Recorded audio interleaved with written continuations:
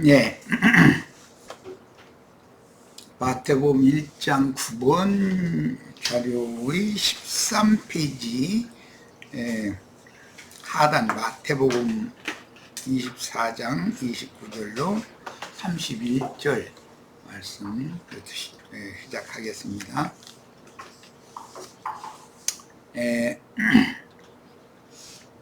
그날, 그런데 이제 복수로도 쓰는 그날이라고 한 단수예요. 환난 후에 즉시 해가 어두워지며 그랬는데, 이 그날의 환난 후라는 건 택하신 자들을 위해서 감해 주신 마지막 한 일의 전반부 42달이 지나간 다음부터 이제 후반부로 들어간다, 그 말이에요. 즉시 해가 어두워지며 달이 빛을 내지 아니하며 별들이 하늘에서 떨어지며 하늘의 권능들이 흔들리리라 했는데, 이 해, 달, 별에 관한 예언 이야기는 창세기 1장에서 나왔고, 그 설명을 할 때는 요셉의 꿈으로 이게 이제 계시가 됐었어요. 그리고 요엘 선지자를 통해서 이 큰 날이 되면 해가 빛을 잃고 달이 피같이 되고 별들이 뭐 하늘에서 떨어지고 이제 이렇게 표현을 했어요. 이제 그 의미를 살펴보는 거예요. 이 말씀이 사도행전 2장의 요엘서의 예언의 성취로 사도행전 2장의 이 말씀이 적용이 되고 계시록 6장 9절로 17절에서 최후 확정이 되기 때문에 이 해, 달, 별이 해는 빛을 잃고 달은 빛빛이 되고 별들은 떨어지고 하는 이야기가 반복되는 말씀에 대해서 이해를 좀 꼭 하셔야 되겠어요. 계시록 6장 9절로 17절, 다섯째 인을 떼실 때 내가 보니 하나님의 말씀과 그들이 가진 증거로 말미암아 죽임을 당한 영혼들이 지단 아래에 있어 큰 소리로 불러 이르되 거룩하고 참되신 대주제여, 땅에 거하는 자들을 심판하여 우리 피를 갚아주지 아니하시기를 어느 때까지 하려 하시나이까. 이런 순교자들, 증인들의 호소가 있고, 11절부터 각각 그들에게 흰 두루마기를 주시며 이르시되 아직 잠시 동안 쉬되, 여기서는 음부의 낙원에 들어간 증인들 보고 이제 응답이 온 거예요. 어느 때까지 우리의 피값을 안 갚아주십니까? 하고 호소를 하니까 아직 잠시 쉬되 그들의 동무종들과 형제들도 자기처럼 죽임을 당하여 그 수가 차기까지 하라 하시더라. 그러니까 순교자의 수가 차야만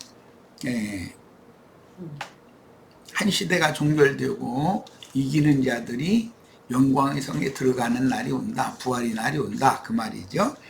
내가 보니 여섯째 인을 떼실 때 큰 지진이 나며 해가 검은 털로 짠 상복같이 검어지고 달은 온통 피같이 되며, 이것은 교회의 세속화와 하나님의 심판이 임했다라는 말이죠. 달이 피같이 된다는 말은 하늘의 별들이 무화과 나무가 태풍에 흔들려 설익은 열매가 떨어지는 것 같이 땅에 떨어지며, 우리나라도 보면 지금 이제 태풍이 이제 계속 올라올 텐데 과일 뭐 이런 거 선과실들 많이 떨어뜨려서 망가뜨리죠.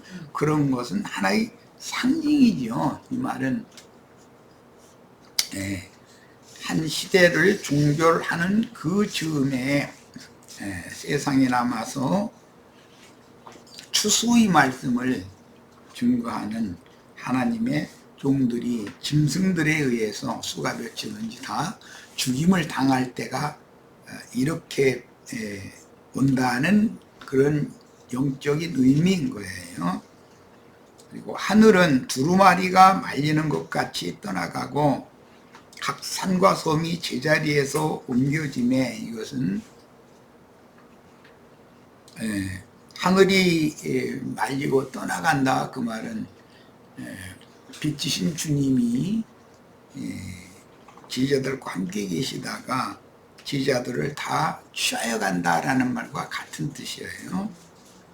그 다음에 땅의 임금들과 왕족들과 장군들과 부자들과 강한 자들과 모든 종과 자유인이 굴과 산들의 바위 틈에 숨어 산들과 바위에게 말하되, 여기 땅의 임금들, 왕족들, 장군들, 부자들 이런 전부 땅의 짐승들이죠. 기독교인들을 말하는 거예요.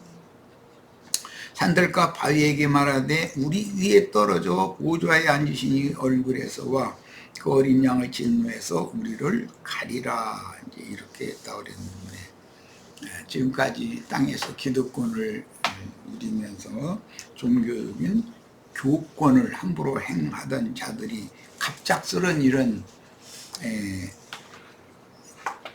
변고가 자신들에게 임하니까 하나님의 심판에서 좀 피하게 해달라 호소를 한다는 말이죠.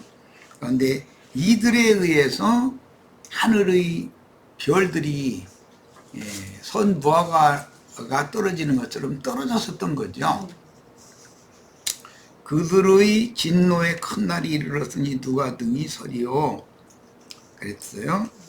그때 인자의 징조가 하늘에서 보이겠고 그때 땅의 모든 족속들이 통곡하며 인자가 구름을 타고 능력과 큰 영광으로 오는 것을 보리라 그랬는데, 구름을 타고 온다는 건 계시록 14장 13절 이하에서 보면 흰 구름 위에 앉아서 땅의 곡식들을 구름 위로 거두어 가신 그 주님이 그 잘 익은 곡식들이 지천사들이 되어져 그들과 함께 다시 세상에 이제 내려오는 그런 영적인 광경을 이렇게 비유를 한 거예요. 인자가 구름 타고 능력과 큰 영광으로 오는 것을 보리라 그랬는데, 구름이라는 건 온전케 된 의인의 영들 수많은 증인들을 말하는 거기 때문에 치천사들과 주님이 함께 오신다 그 말이죠. 데살로니가 후서 1장 7절로 10절을 읽어보겠습니다. 환난을 받는 너희에게는 우리와 함께 안식으로 갚으시는 것이 하나님의 공의 심이,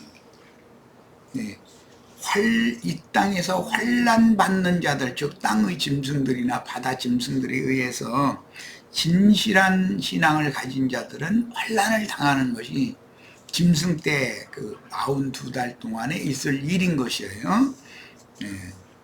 그런데 그들은 육신적으로는 그렇게 큰 환난을 당하고 죽임당했지만, 순교당했지만 그 영혼들을 구름 속으로 끌어올려 간다라는, 추수해 간다 그런 말인 거죠.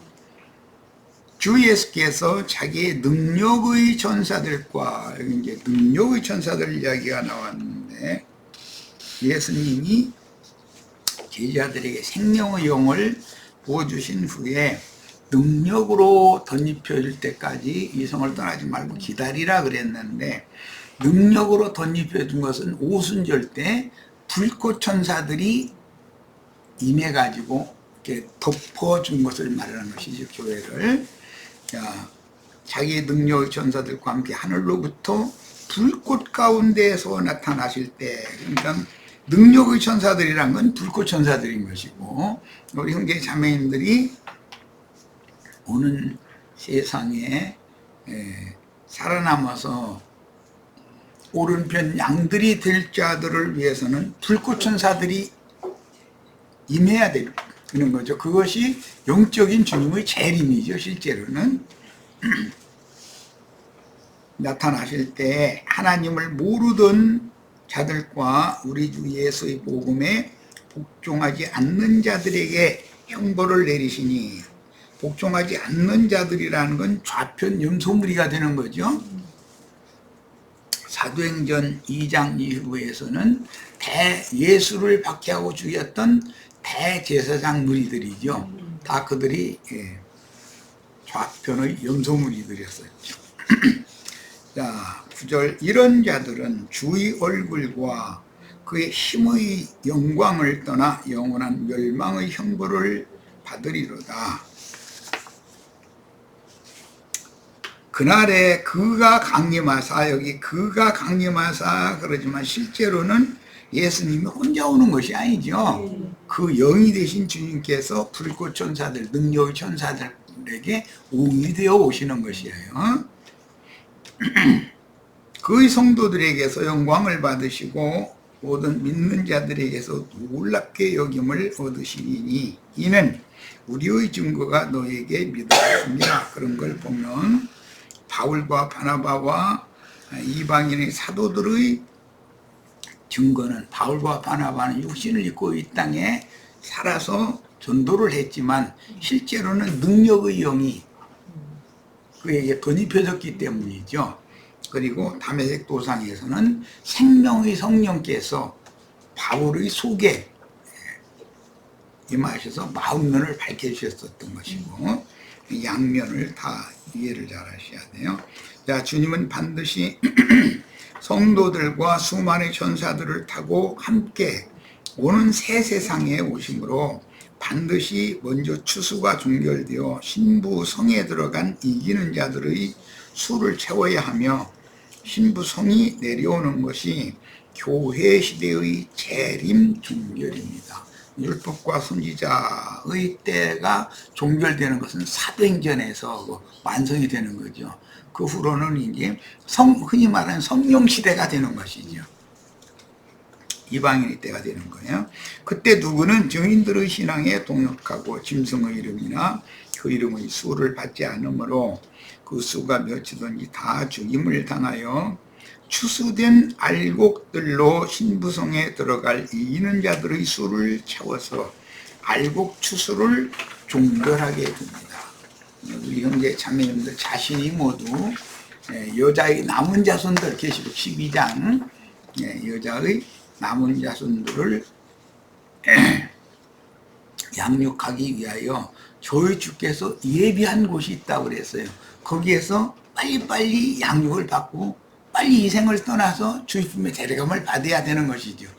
한 시대를 종결하는 마지막 한 일의 후반부가 되면 그래야 되는 거예요. 그 후반부가 지나고도 이 땅에 살아남으면 새 세상의 하나님의 백성들인 흰 무리는 될 수 있지만 이기는 자로서 왕 같은 제사장들로 인정받을 수는 없는 거니까 이 지점을 잘 이해를 하셔야 됩니다. 자, 그래서 거룩한 성에 들어갈 권세를 얻은 작은 소자들, 즉 불꽃 천사들, 지천사들과 함께 재림하여 오순절을 다시 성취하고, 사도행전 2장의 오순절이 완성이 아니죠.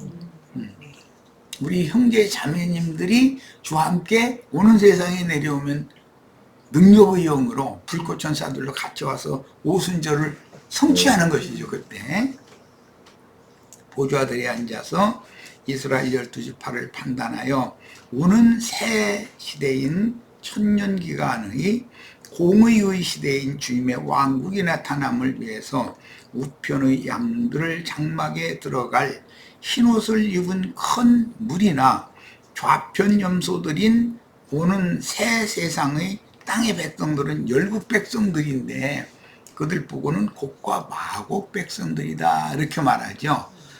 그 천년이 산 다음에는 곡과 마곡 백성들에게 더 이상 이제 전도를 하시질 않기 때문에 천년이 차면 또 한 번 이런 일이 또 있는 것이죠. 그러면 이제 영세로 넘어가는 거예요.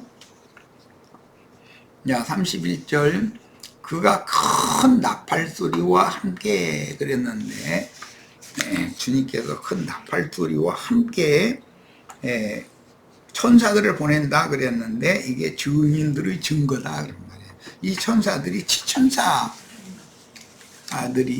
함께 능력의 영으로 이렇게 덧입은 증인들이죠.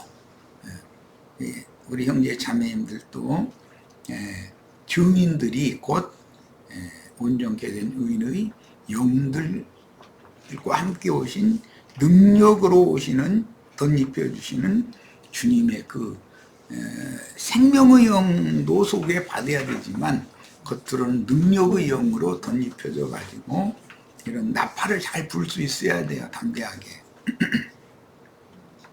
그들이 그의 택하신 자들을 하늘 이 끝에서 저 끝까지 사방에서 모리라. 이것이 천국농사의 추수꾼들을 보내는 하나님의 목적이죠.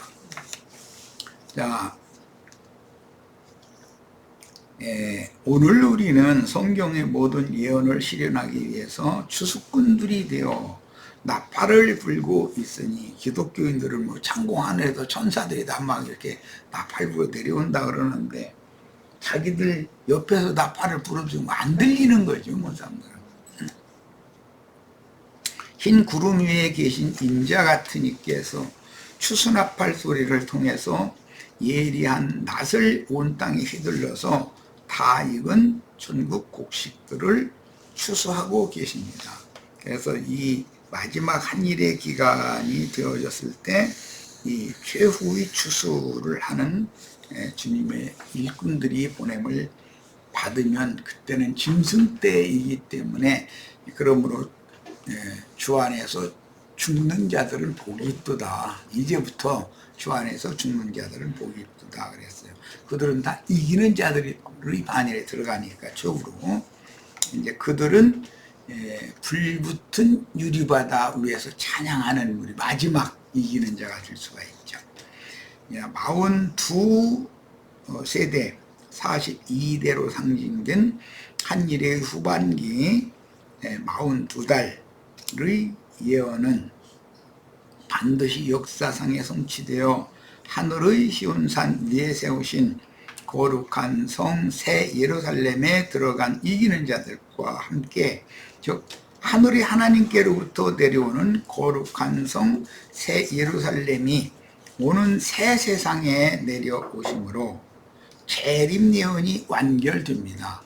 주님께서 불꽃 천사들, 그 능력의 천사들과 함께 오신다고 그랬는데 그것의 실제는 그 순교자들을 신부성으로 데려가셨다가 거룩한 성 예루살렘 신부성이 내려오는 것이 세림의 완성이다 이 말이죠. 이제 영적 의미를 이해를 잘 하셔야 돼요. 히브리서 8장 2절 성소와 참장막에서 섬기시는 이시라. 율법 성전의 장막 성전이라고 하는 것은 첫 장막이기 때문에 그거는 반드시 무너뜨려야 되는 것이죠. 그런데 참장막이라고 하는 영적인 하나님의 임재처소를 말하는 것이기 때문에 이 장막은 주께서 세우신 것이요 사람이 세운 것이 아니라, 그러니까 첫 장막은 예배당을 성전이라고, 성당을 성전이라고 생각을 하는 사람들은 주님이 세운 성전이 아닌 사람이 세운 성전을, 거기를 지금 율법의 저주를 벗어나지 못한 사람들이라는 것이죠. 기독교인들이 이런 데 대한 이해가 전혀 없는 거예요. 지금 주님의 교회는 이것은 영적인 성전이죠. 히브리서 9장 11절로 15절 그리스도께서는 장래일의 대제사장으로 오사 손으로 짓지 아니한 것, 이게 예배당 성당은 무조건 아닌 거예요. 이제는 곧 이 창조에 속하지 아니한 더 크고 온전한 장막으로 말미암아 이 세상에서 큰 예배당 세웠다고 우리 교회가 아시아에서 또 세계에서 제일 큰 예배당이라고 자랑하는 것이 멍청한 짓이죠. 지금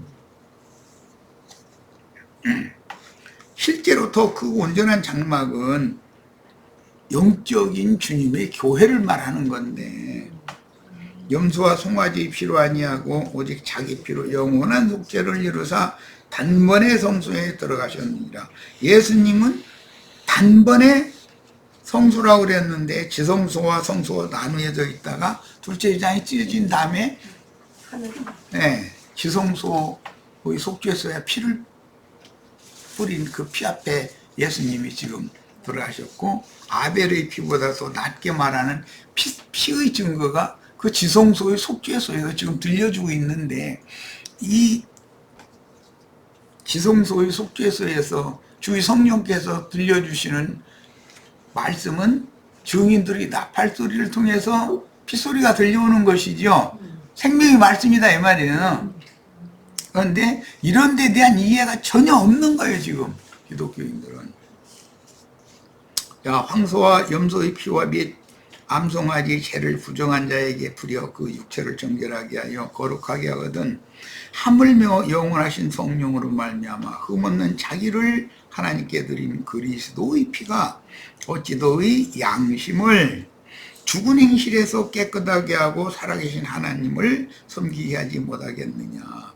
이게 이 양심이 살아난다는 거 이렇게 중요한 것이죠.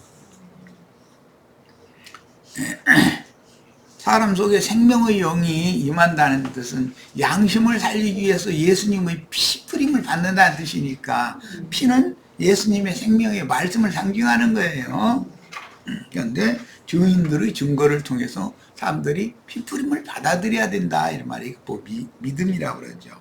이로 말미암아 그는 새 언약의 중보자시니 이는 첫 언약 때 범한 죄에서 속량하려고 죽으사 부르심을 입은 자로 하여금 영원한 기업의 약속을 얻게 하려 하시니라.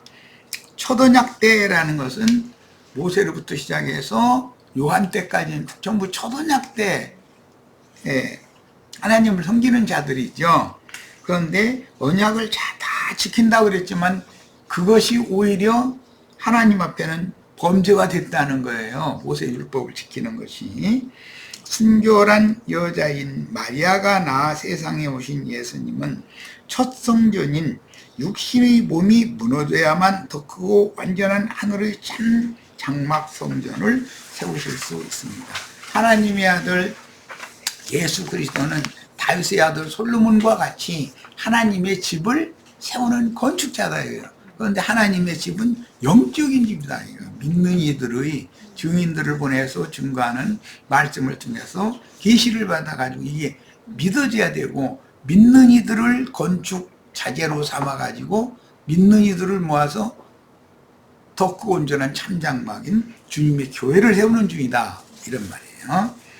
계시록 13장 5절로 8절 또 짐승이 과장되고 신성모독을 말하는 입을 받고 또 42달 동안 일할 권세를 받으니라. 여기 42달 동안이라는 것은 전반부가 아니라 이제 후반부로 들어가는 거예요. 42달은 전반부도 있고 후반부도 있어요. 짐승이 입을 벌려 하나님을 향하여 비방하되 그의 이름과 그의 장막 곧 그 장막이란 더 크고 온전한 참장막이죠. 그 장막은 곧 하늘에 사는 자들이다. 그러니까 세상 나라에서 건축 자재, 물질적인 건축 자재로 예배당, 성당 크게 지어놓은 그런 것은 그건 아무 쓸데없는 짓을 하는 것이죠. 하늘에 거하는 자들이 더 크고 온전한 참장막에 들어간 자들이라는 걸 알 수 있는 거예요. 우리 형제 자매님들은 지금 다 구속받고 거듭나가지고 예수 그리스도와 함께 하늘에 앉혀졌죠. 자, 7절 또 권세를 받아 성도들과 싸워 이기게 되고, 짐승이 오히려 성도들과 싸워서 이긴다라는 것은 육신적인 이 혈과 육의 몸을 벗겨준다 그 말이에요. 각 족속과 백성과 방언과 나라를 다스리는 권세를 받았으니 죽임을 당한 어린 양의 생명책에 창세 이후로 이름이 기록되지 못하고 이 땅에 사는 자들은 다 그 짐승에게 경배하리라. 그 잘 믿는 것 같이 했는데, 성당 예배당 열심히 다녔는데 짐승의 몸인 큰 성 바벨론, 큰 음녀에 속한 자들은 다 짐승에게 경배하게 돼 있다. 세상 정치 믿는다에 감서 정치 지도자들한테 굽벅한다든지 또 신부나 또는 목사들한테 굽벅한다든지 그건 전부 짐승 우상 숭배하는 자들이죠. 신자들. 히브리서 12장 22절로 24절 그러나 너희가 이른 곳은 이것은 하늘의 시온산과 살아계신 하나님의 도성인 하늘의 예루살렘. 그러니까 이들은 다 하늘에 거하는 자들이죠. 이것이 더 크고 온전한 참장막인 거예요. 네. 그 다음에 천만천사와 하늘에 기록된 장자들의 모임과 교회와 만민의 심판자이신 하나님과 및 온전하게 된 의인의 영들과 새 언약의 중보자이신 예수와 및 아벨의 피보다 더 나은 것을 말하는 뿌림피니라. 구약성경에는 지성소의 속죄소의 피를 뿌리는 제사를 했었는데 우리는 이미 하늘의 지성소 뿌린 피에 이르러 있는 중이다 이런 말이에요. 그러므로 반드시 하나님의 시 여자의 시로 다시 오셔야 하는데 대속물로 준비하신 예수님의 몸은 혈통과 육정과 사람의 뜻으로 지어진 몸이 아니고 오직 하나님의 뜻을 이루기 위한 거룩한 몸으로 지어진 거룩한 하나님의 집이다. 거룩한 하나님의 집이라는 것은 구원받은 성도들로 주님의 성령께서나 세우는 거예요. 계시록 2장 26절로 28절 이기는 자와 끝까지 내 일을 지키는 그에게. 이기는 자라는 것은 한 명이 아니죠. 이긴 자는 예수님이지만 예수의 영과 함께 이기는 자들이 있는데 그들은 내 일을 지키는 예수님의 일을 지키는 그에게 그래서 단수로 되어 있지만 예수 그리스도의 와 함께 이기는 자들을 말하는 거예요. 여기서는 만국을 다스린 권세를 주리니 그가 철장을 가지고 그들을 다스린다. 여기 이 말은 이 땅에서 하나님을 섬긴다, 예수를 믿는다 그러지만 실제로는 우상 숭배하는 짐승에게 절하는 자들이죠. 그들을 다스리는데 어떻게 하냐, 질그릇 깨뜨리는 것 같이 철장으로 이렇게 질그릇을 다 깬다는 거예요. 그것은 믿는 사람들의 육적 자아를 전부 박살내버린다 그런 말인 거예요. 나도 내 아버지께 받은 것이 그러하니라. 그런 걸 보니까 예수님도 이런 권세를 받았고 이기는 교회 생활 중에 이기는 자들도 똑같은 권세를 행하게 된다. 지금 그런 말이에요. 내가 또 그에게 새벽별을 주리라. 이 새벽별은 예수님 자신이죠. 그리고 지는 새벽별은 태백성이라고 그러는데 어둠을 불러오는 밤의 사자인 것이고 광명한 새벽별이신 그리스도는 빛의 사자인 것이죠. 낮의 사자죠. 자, 계시록 12장 5절입니다. 여자가 아들을 낳으니 그랬는데 여기 나오는 해를 입은 여자는 하늘에 기록한 장자들의 총회인 교회란 말이야. 근데 우리가 지금 이 영적인 하나님의 영적인 하늘에 거하는 자들, 하나님의 참장막을 지금 이 땅에서 세우기 위해서 우리는 모든 것을 다 바쳐야 된다. 이것이 마지막 복음이기 때문에 여자는 여기 해를 입은 여자예요. 아들을 낳으니 이는 장차 철장으로 만국을 다스릴 남자라. 이 장차 철장으로 만국을 다스릴 남자는 계시록 20장 4절로 6절에 이제 첫째 부활에 일어난 자들이죠. 그들은 짐승에게다 순교당한 자들이에요. 그러니까 첫째 부활로 일어날 수가 있었던 거예요. 그 아이를 하나님 앞과 그 보좌 앞으로 올려가더라 그랬어요.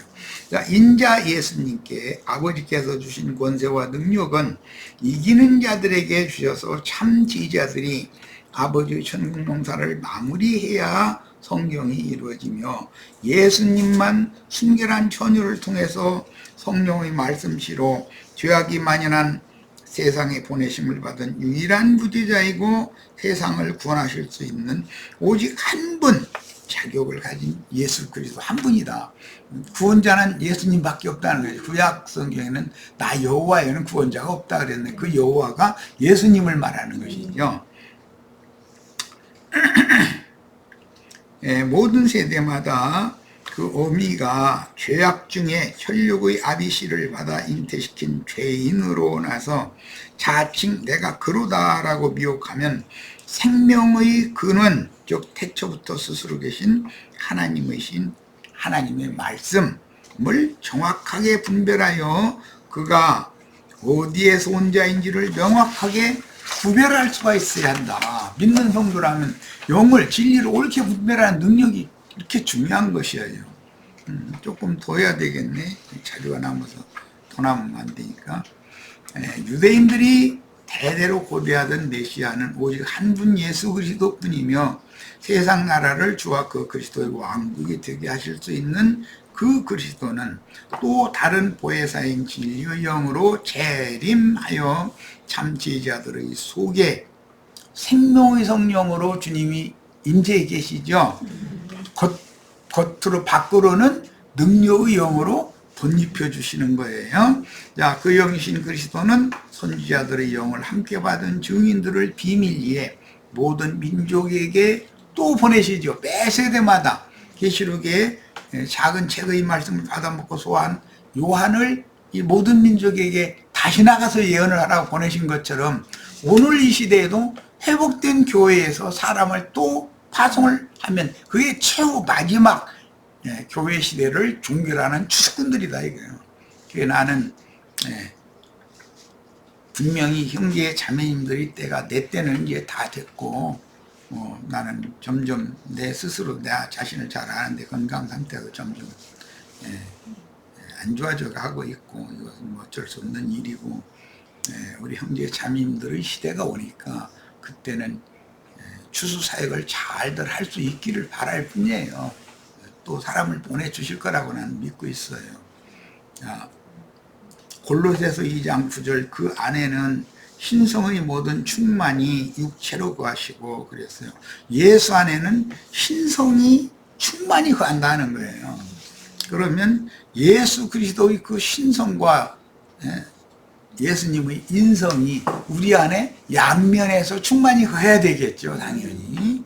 그래야 이기는 자가 되는 거죠. 요한복음 1장 9절로 14절 봅니다. 참빛 곧 세상에 와서 각 사람에게 비치는 빛이 있었나니 창세기 1장에는 빛을 낮이라 칭하시고 어둠을 밤이라 칭하신다 그랬는데 아까 이미 낮을 불러오는 광명한 새벽별도 있지만 밤을 어둠을 불러오는 태백성 별도 있다. 그래서 이 태백성 금성을 말하는 이 새벽별이라는 것이 양면의 일을 하는 것이죠. 예수님은 빛을 불러오고 마귀는 어둠을 불러오는 것이죠. 마귀는 밤의 사자이고 예수님은 낮의 사자인 것이고 뭐 설명이 필요 없어요. 세상은 그로 말미암아 지은 바 되었으되 세상이 그를 알지 못하였고 자기 땅에 오매 자기 백성이 영접지 아니하였다. 복음서에서는 자기 백성을 구원하러 오신다. 마태복음 이렇게 돼 있죠. 네. 그러면 아무나 예배당 다니면서 우리가 하나님의 백성이라고 그렇게 한다고 해도 되는 게 아니죠. 이런 계시가 필요한 것이죠. 그래야 믿음이 믿어지니까. 영접하는 자 곧 그 이름을 믿는 자들에게는 하나님의 자녀가 되는 권세를 주셨으니 이는 혈통으로나 육정으로나 사람의 뜻으로 나지 아니하고 오직 하나님께로부터 나야 된다. 이건 하나님의 시, 하나님의 말씀으로 나야 된다. 이런 말이죠. 그 다음에 말씀이 육신이 되어 우리 가운데 거하시매 이분이 인자 예수였죠. 그래서 인자 예수는 사람이신 그리스도 예수가 된 것이죠. 중보자가 되시기 위해서 우리가 그의 영광을 보니 아버지의 독생자의 영광이요. 이 독생자라는 이 말은 아브라함의 독자 이삭으로 예표가 되었던 것을 잘 생각하면 돼요. 은혜와 진리가 충만하더라. 임마누엘의 하나님 예언이 교회에서 성취되나 교회는 세속화되고 촛대는 장자들의 교회로 옮겨짐으로 유의하여 아시아에 있는 7교회에서 이기는 자들을 빼내가지고 주님께서 촛대를 옮기시죠. 어디로 옮겨요? 하늘에 기록된 장자들의 교회로 촛대를 옮긴다. 그래서 유의하여 하늘에 기록한 장자들의 교회는 계시록 12장에서는 여자의 남은 자손들을 양육하기 위해서 저희 주께서 뱀의 낯을 피하여 양육할 한 곳을 준비해 놓고 계신다 그랬어요. 거기에 다 와야 된다 이거예요. 큰 성 바벨론에 있는 내 백성은 나와라. 그럼 나와가지고 어디로 가야 되는지를 알아야 되지 않냔 말이야. 근데 나는 아무리 외쳐도 뭐 지금 이렇게 사람들이 안 오는데 분명히 이제 이것은 어서 내가 가야 돼. 그러니까 뭐 이건 정해진 순서니까 난 이번에 가서 뭐 진단받고 그러는데도 주님께서 하시는 일이다. 난 이렇게 생각하고 감사함으로 받고 그러고 있는 중입니다. 어쨌든 내가 살아서 증거를 할 수 있는 기간에 최선을 다해서 증거를 해야 되겠고, 우리 형제 자매님들은 잘 익혀서 마지막 추수꾼들로 다 크게 쓰임을 받으시기를 바라요. 분명히 기갈을 만나 헤매는 자들을 많이 보내주실 거예요. 자, 로마서 8장 3절로 4절, 율법이 육신으로 말미암아 연약하여 할 수 없는 그것을 하나님은 하시나니 곧 죄로 말미암아 자기 아들을 죄 있는 육신의 모양으로 보내어 육신의 죄를 정하사 육신을 따르지 않고 그 영을 따라 행하는 우리에게 율법의 요구가 이루어지게 하려 하심이라. 그러니까 가장 중요한 것은 육신을 따르는 자가 될 거냐, 그 영을 따라 행하는 자가 될 거냐, 이것은 신앙생활을 어떻게 할 거냐를 결정해야 된다, 이런 말이에요. 빌립보서 2장 6절로 11절, 그는 근본 하나님의 본체시나 하나님과 동등됨을 취할 것으로 여기지 아니하시고 오히려 자기를 비워 종의 형체를 가지사 사람들과 같이 되셨고 사람의 모양으로 나타나서 자기를 낮추시고 죽기까지 복종하셨으니 곧 십자가에 죽으심이라. 자, 디모데전서 2장 4절로 6절을 인용했는데 읽어봅니다. 하나님은 모든 사람이 구원을 받으며 진리를 하는 데 이르기를 원하시느니라. 하나님은 한 분이시죠. 또 하나님과 사람 사이의 중보자도 한 분이시니 곧 사람이신 그리스도 예수라. 하나님과 사람 사이의 중보자는 사람이신 그리스도. 하나님은 한 분이신데 예수 그리스도라 칭하는 예수가 나시니라. 한 분 하나님 구원자예요. 자, 이러므로 하나님이 그를 지극히 높여 모든 이름 위에 뛰어난 이름을 주사 하늘에 있는 자들과 땅에 있는 자들과 땅 아래에 있는 자들로 모든 무릎을 예수의 이름에 꿇게 하시고, 그러니까 구원은 예수 이름으로나 받는 것이죠. 모든 입으로 예수 그리스도를 주라 시인하여 하나님 아버지께 영광을 돌리게 하셨느니라. 뭐 우리는 잘 아는 것이 무릎 꿇리는 것은 야곱을 야복나루터에서 천사가 무릎을 꿇렸죠. 그런데 야곱 같은 사람도 무릎을 꿇고 하나님 앞에 은혜를 구하는데, 우리 같은 아무것도 아닌 자들이 나 잘났다고 꼿꼿하고 아는 체하고 그러면 안 되죠. 음부에 있는 신자들과 주 안에서 자는 신자들, 그들이 주님께서 일으키는 날이 오는 거예요. 이제 오는 부활 때죠. 예수님의 출생 비밀을 알아야만 내가 얻은 영원한 생명의 근원자인 아버지와 나를 알 수 있으니 시작과 끝 처음과 나중 만유 나는 무엇이며 누구인가? 나는 어디에서 어떻게 세상에 와서 무엇을 구하며 살다가 어디로 어떻게 돌아가서 영원을 맞이해야 할까? 육신적인 태생도 알아야 되지만 그 표상을 통해서 영적인 영원한 생명의 세계로 태어나는 그런 영생의 비밀을 우리가 깨달아야 된다 이거예요. 그러려면 육신적으로 나의 출생과 나의 성장 과정과 나의 인생 전 과정과 이런 것은 영원한 영의 세계, 영들의 거듭난 이후에 어떻게 거듭나서 어떻게 온전케 되어지고 어떻게 주님의 일을 위해서 생애를 마치고 이기는 자로 주의 품에 데려감을 받을 것인가를 알게 하는 이런 믿음의 비밀, 하나님이 겪는 이야기가 마태복음 1장 예수님의 족보 기록에 나와 있는 거다 하는 거예요. 잠시 쉬었다가 집회 차려 10번으로 좀 짧게 한 타임 더 하도록 하겠습니다.